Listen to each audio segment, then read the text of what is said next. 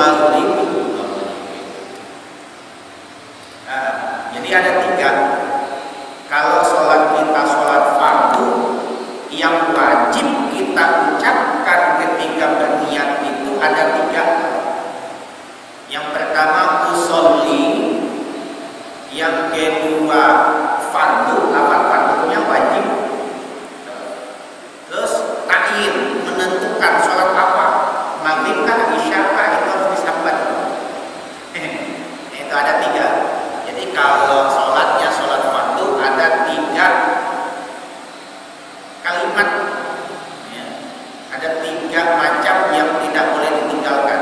Jadi Allahu Akbar kalau sholatnya sholat maghrib, ya, sholat maghrib itu usolli fardul maghribi, itu yang wajibnya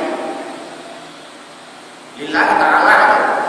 Atau mau ditambah sunnahnya usolli fardul maghribi salasa raka'atin mustaqbilal qiblati, makmuman atau imaman gitu. Cuman kalau kita jadi makmum itu juga wajib mengucapkan makmuman, namun kita jadi makmum. Tapi namun kita jadi imam, kadang mengucapkan imaman pun kadang apa sah sholatnya, tapi kadang mendapatkan ganjaran 27 derajat. Berarti apa yang si imam itu kadang menyampaikan lafaz imaman itu, jadi kadang dapat nilai sholat berjamaah kayak sholat sorangannya, tapi sholatnya sah.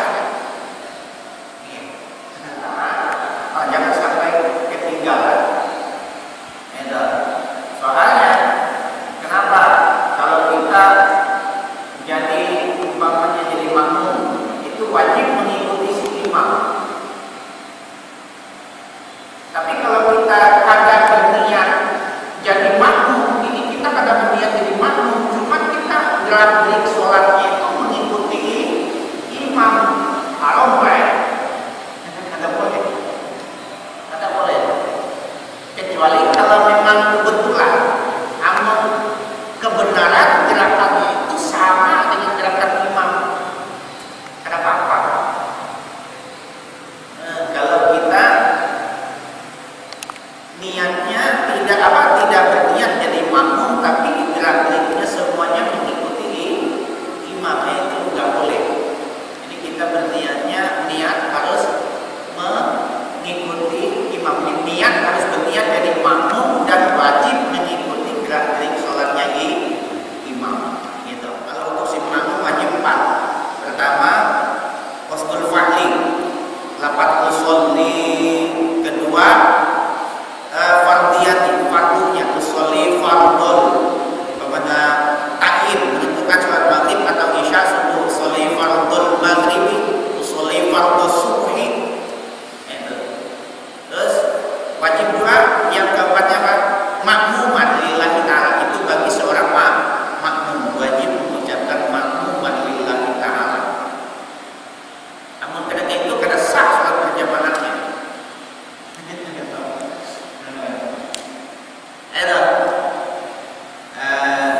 Itu untuk sholat fardu. Ada pun lain itu salah sarokaatin mustaqbilal kiblati, umpamanya itu sunnahnya aja. Sunnahnya aja. Kada disambat itu kada apa-apa. Tapi alangkah baiknya juga dibawa semua. Kebiasaan kita itu semuanya dibawa. Itu kalau sholat fardu.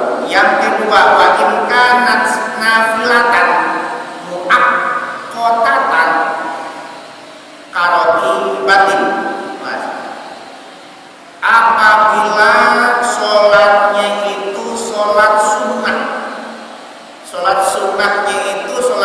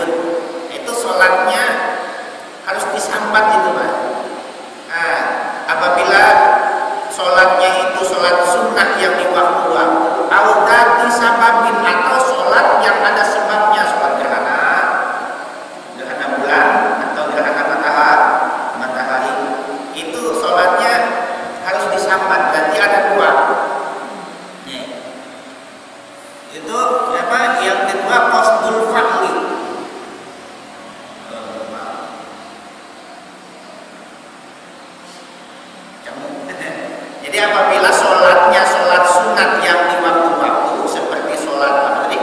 Rawatib, sholat yang ada sebabnya, sholat gerhana atau sholat apa? Perjalanan, umpamanya sholat hendak melakukan perjalanan jauh. Terus sholat apa lagi? Sholat tahajud, sholat duha dan sebagainya. Di situ wajib qasdul fa'li, wajib kita mengucapkan lafaz usollinya. Wajib mengucapkan lafaz usolli, terus buat takhir menentukan sholat apa?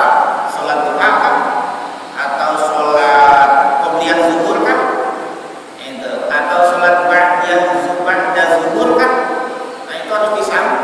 Berarti kalau sholat sunatnya sholat sunat yang apa? Sholat sunat yang di waktu-waktu atau seperti sholat sunat rawatib atau seperti sholat sunat itu wajib dua ketika kita berniat itu apa?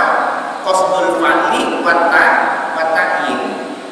Itu qasdul fa'li wa ta'yin dua. Jadi usolli sunnatat duha, usolli sunnata apa? Tahajudi, usolli sunnata zuhri ba'diyatan. Itu ba'da zuhur itu disambatnya cuma dua, ya, qasdul fa'li dengan ta'yin. Ta'yin itu menentukan sholat apa itu yang ingin kita lakukan itu sholat apa gitu. Kita aman insyaallah ya pasti bisanya itu cuman yang kita itu cuman membedakan mana yang harus kita ucapkan, yang wajib kita ucapkan, mana yang sunnah aja. Itu nah. Kalau kata bawa kepada wajibnya berarti kata sahmi itu. Itu ya. Nah, yang ketiga, inkanat nafilatan mutlaqon, apabila sholat sunatnya itu sholat sunat mutlak, wajib qasdul fa'li faqat. Jadi wajib mengucapkan lafaz usolli doang. Kita ucapkan lafaz usolli. Kalau sholatnya itu sholat sunat mutlak, itu tidak sababnya tidak apa? Hendak sholat nih, sholat aja. Usolli sunatan rakaataini lillahi ta'ala Allah. Tahu sholat apa? Yang penting sholat aja orang. Itu yang wajibnya itu cuma itu aja. Lafaz usolli lillahi ta'ala. Itu yang wajibnya sih itu. Tapi biasanya kita tambah usolli sunatan rakaat, usolli sunatan rakaataini lillahi ta'ala. Sengaja aku sholat 2 rakaat lillahi ta'ala. Sholat sunat lillahi ta'ala, sholat sunat 2 rakaat lillahi ta'ala. Sholat sunatnya sholat sunat mutlak aja. Itu tidak sebab, tidak apa-apa. Nah, itu cuma satu, yaitu qasdul fa'li dua. Mengucapkan usollinya dua. Ini yang penjelasan yang tadi. Al-fi'lu, ya adapun qasdul fa'li itu nah, apa sih qasdul fa'li? Qasdul fa'li tadi itu yaitu usolli, lafaz usolli. Wa ta'yin, yang disebut ta'yin tadi di situ apa? Yaitu zuhur, au asar, au maghriban. Itu sholat zuhur kah, asar kah, maghrib kah? Itu disebut dengan ta'yin. Wal fardiyah, adapun yang disebut dengan fardiyah yaitu mengucapkan lafaz fardu.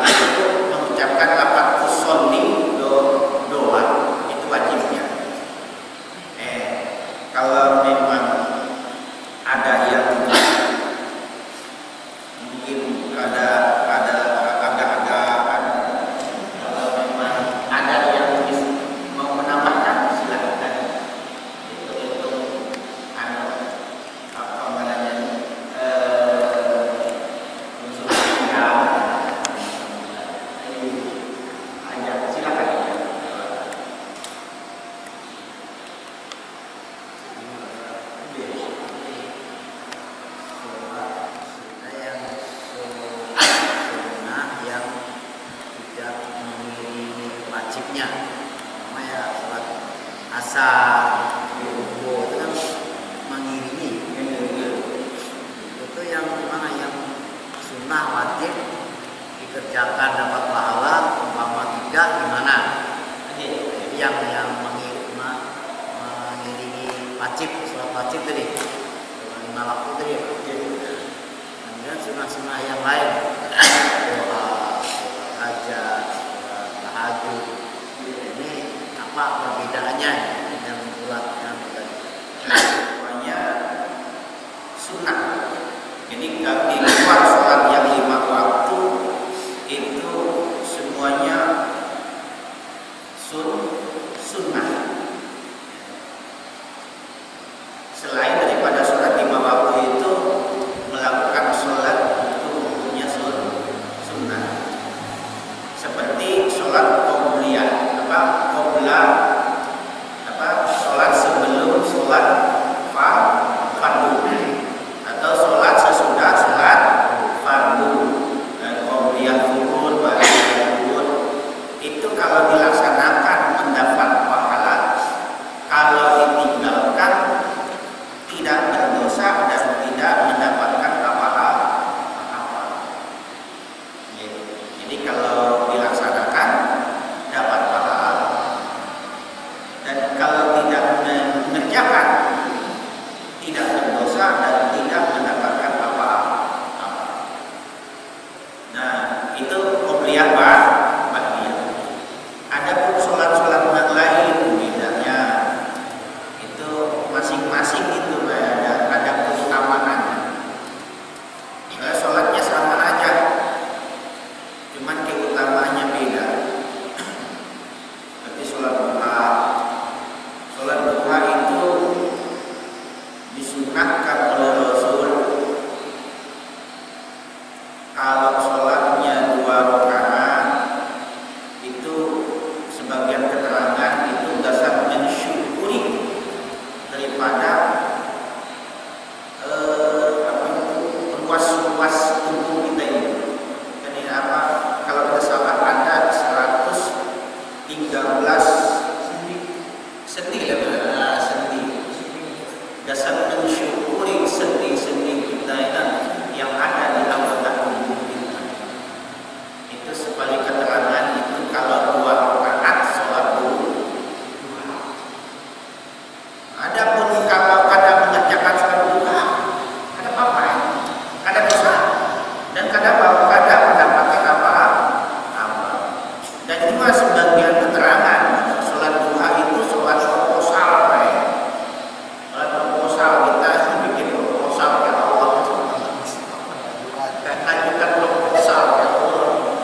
Jadi kalau sapi biasanya sholat ngapain kamu ini tadi kemana aja? Lagi pulang proposal. Jadi sholat duha itu intinya dengan rezeki.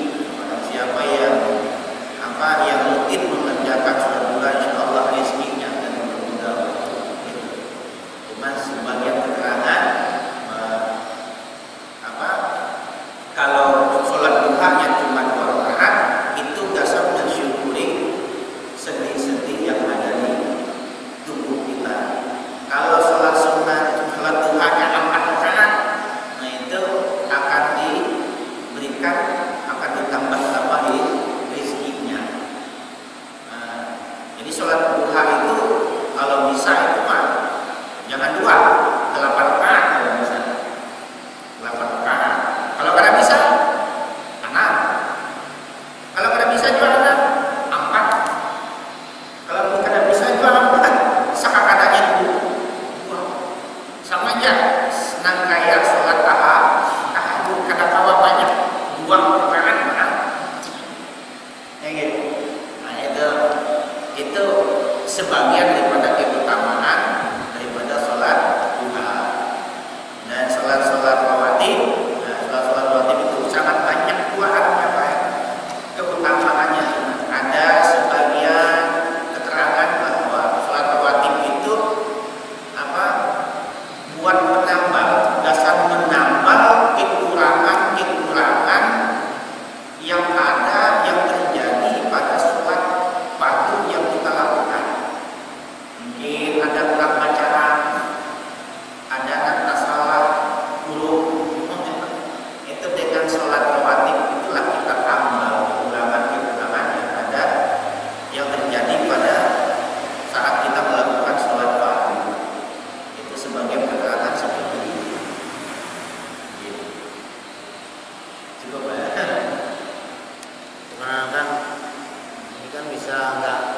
selebrasi khusus. Jadi seandainya yalah memang ada program ini karena ke situ arahnya kita. Jadi mungkin untuk sunahnya tadi untuk membantu ke situ kira-kira ya. Kurang lebihnya seperti ini. Ini dengan catatan harus sholat, harus di apa? Harus sholat balik, wajib sholat balik. Itu kalau ketinggalan sesuatu yang disunahnya aja, sunah muakkadnya atau sunah hayatnya, umpamanya dalam sholat dengan sholat sunnah rawatib tadi bisa ditambah. Sholat berjamaah, soalnya kalau sholat berjamaah itu kadang mungkin seberantakan ada di masjid di salah semua, pasti ada yang menanggung. Itu kalau bisa itu, namun kawal rajin lupa, pokoknya kayak lupa. Wujud kejadian itu apalagi dia tahu mana sholatnya lupa. Ini nang masih 3 rakaat merasa 4 rakaat. Ini sempat melayang pikiran mana-mana. Silakan.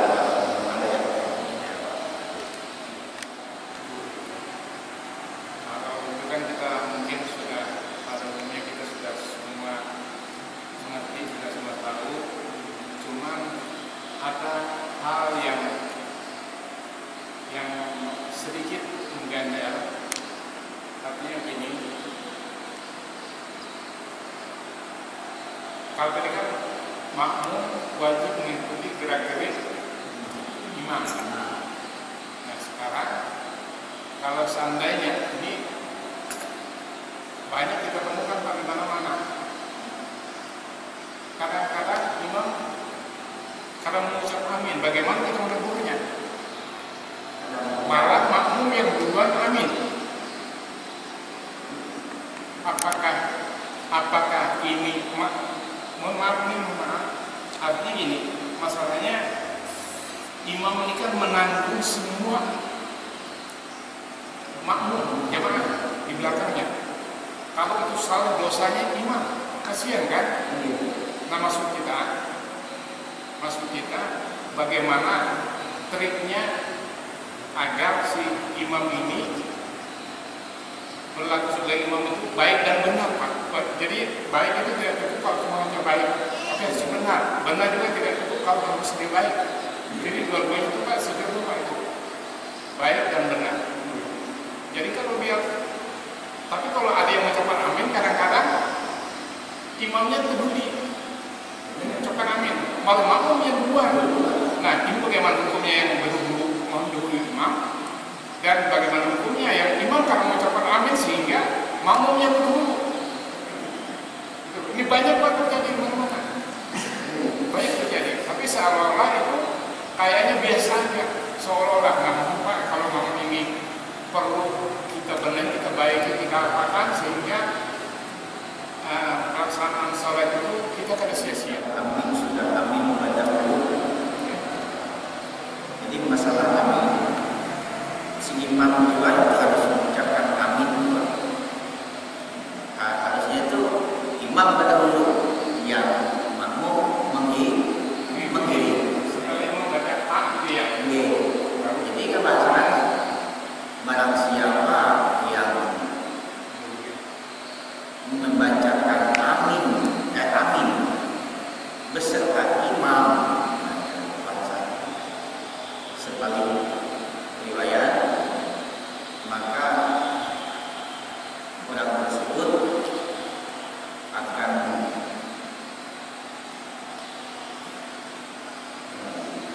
ada yang ujung hadisnya,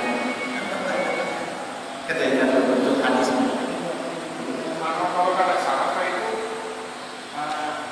amin itu setelah begitu imam membaca amin hanya ini kalau salah. Mana ujung hadisnya itu kadangnya Sama itu baik ujung. ucapkan amin. Nah, jadi bahasanya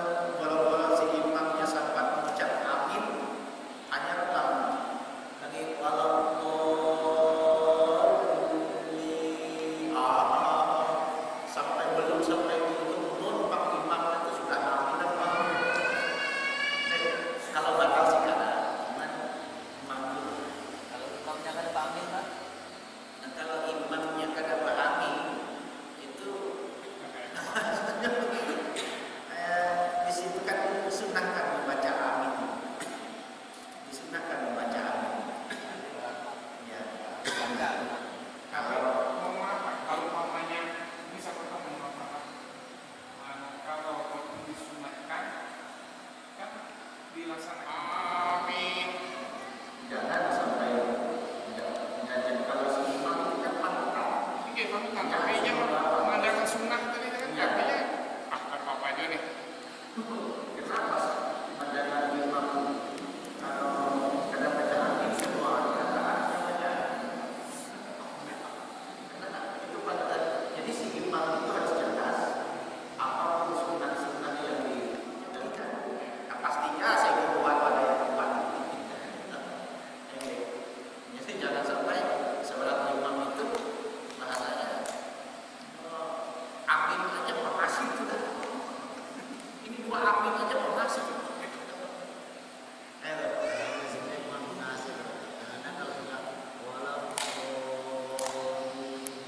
Karena sudah mau amin Melakukan sesuatu yang dimaksudkan. Gitu. Jadi kenapa? Kalau kita ibadah, dalam ibadah kita itu ada melakukan sesuatu yang dimaksudkan dalam ibadah tersebut, maka pahalanya itu hilang, tidak batal. Apa yang dilakukan itu tidak batal, sah-sah aja. Cuman pahalanya itu, ganjarannya itu hilang. Seperti kita beda bulan, seperti contoh puasa. Puasa kan apabila kita bersiwak atau menyikat gigi di kala berpuasa, kalau batal sih kan, cuman makruh. Ketika kita berpuasa nyikat gigi sah puasanya, cuman pahalanya hilang.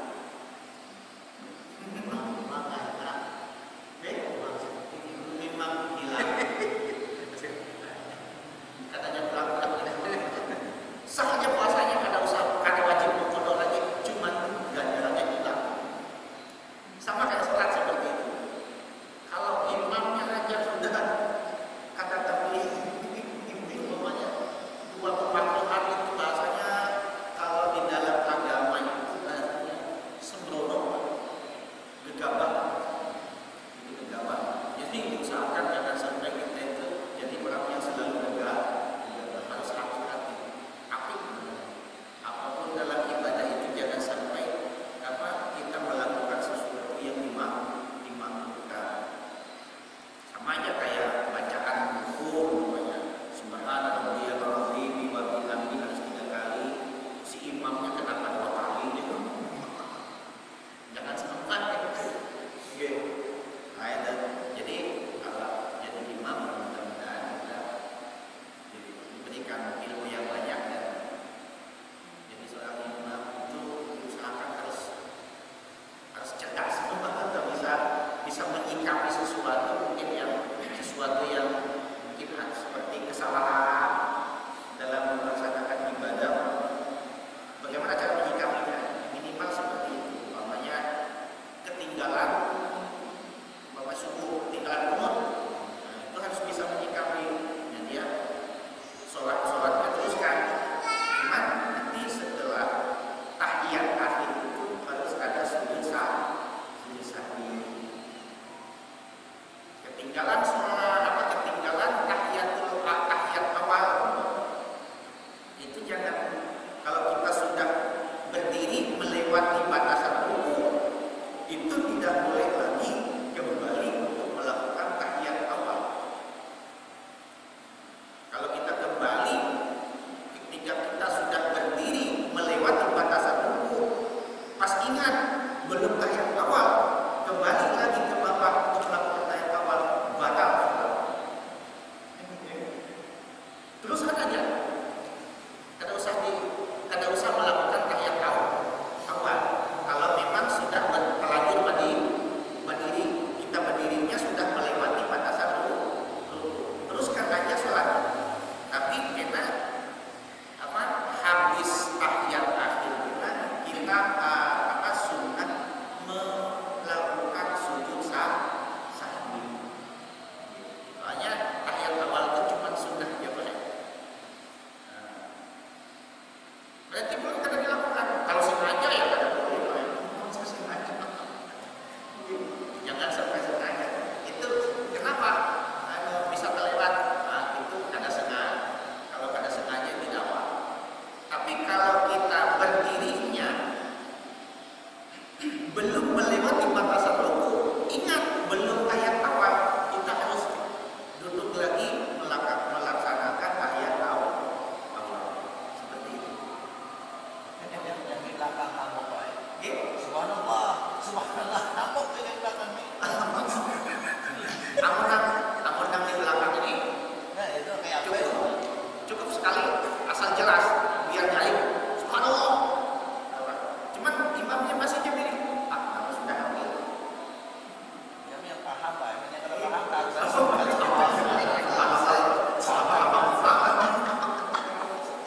susah nih semuanya ya.